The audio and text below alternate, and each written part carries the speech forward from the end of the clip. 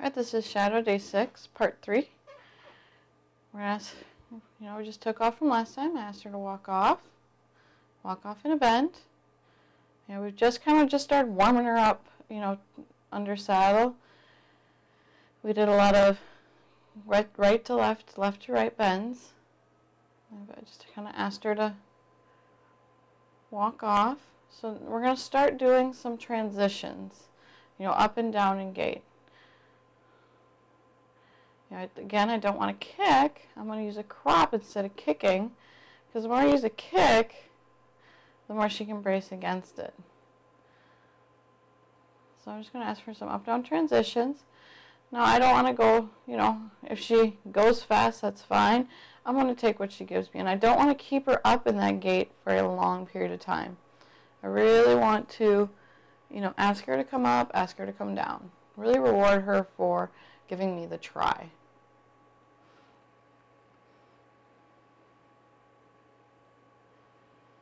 She's going to learn a lot more from the reward of coming back down than from me keeping her up.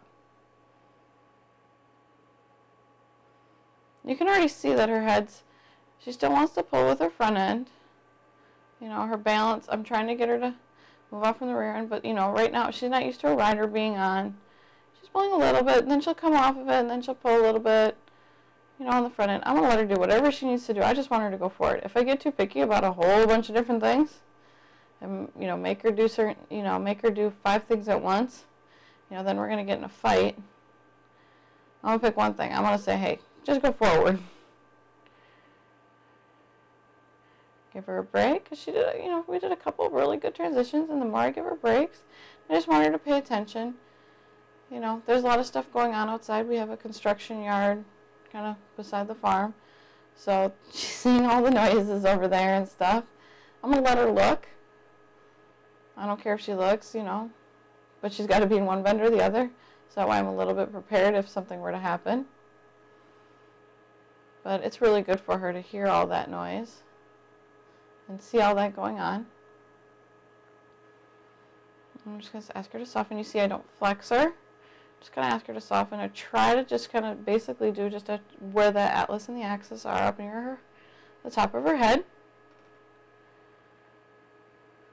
Because you see what she doesn't, she really softens, and she just, every time she does it, she licks and chews, which is great. That's what I love to see, and it'll help her go forward too. Because if she's really braced up there, she won't go forward because there's something blocking her from going forward. So I really want her to, start thinking forward and not my hands. Really want her to, because that's what's going to get her to move around the arena and be able to be a safe horse. The more I use my hands, the more she's going to start to learn how to jump. And you can see, this is what I really like too, is she's just standing here when I give her a break. You see a lot of fidgety horses.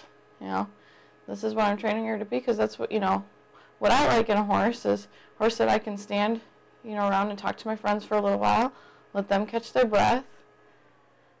And, she's standing very nicely, waiting for me. And as soon as I asked her off, you notice that that walk-off was a lot better. This walk is a lot more forward.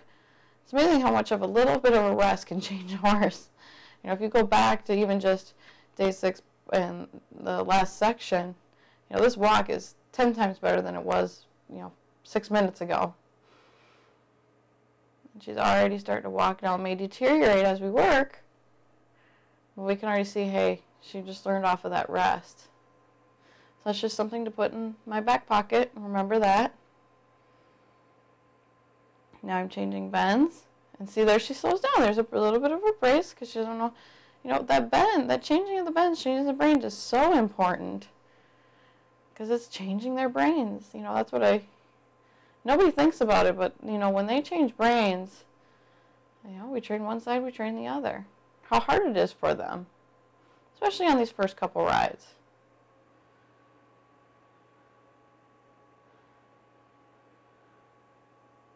Transitions up, down, left, and right are so important, are so difficult, but nobody ever, we don't think of it as being that important. But it isn't to the horse.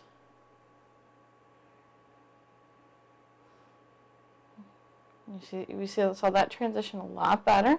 Kind of did a figure 8. You know, we're starting to let her straighten her body out a little bit. I'm always keeping her in a slight bend.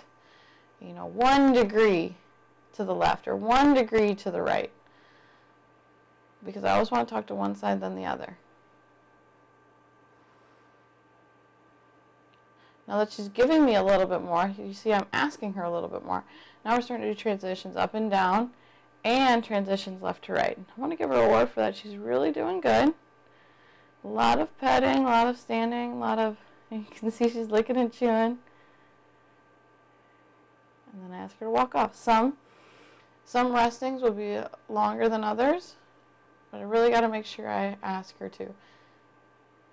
And see, as I practice all these transitions, you see her halt getting, you know, she's always had a good go off and halt, but as I do it more and more, she's doing it better and better. So we're going to quit right here, because she does have a little bit more left to work, because I'm going to put the snaffle bit in her mouth and let her stand in the stall. Now, I want to make sure I still have my buttons of down and left and right. And see, she's a little bit, like I said, there's construction going on beside us, but that's okay. She's got to learn. And see, now she's starting to hold her head down. So we're just going to go put the snaffle bit in, and that's the end of day 6.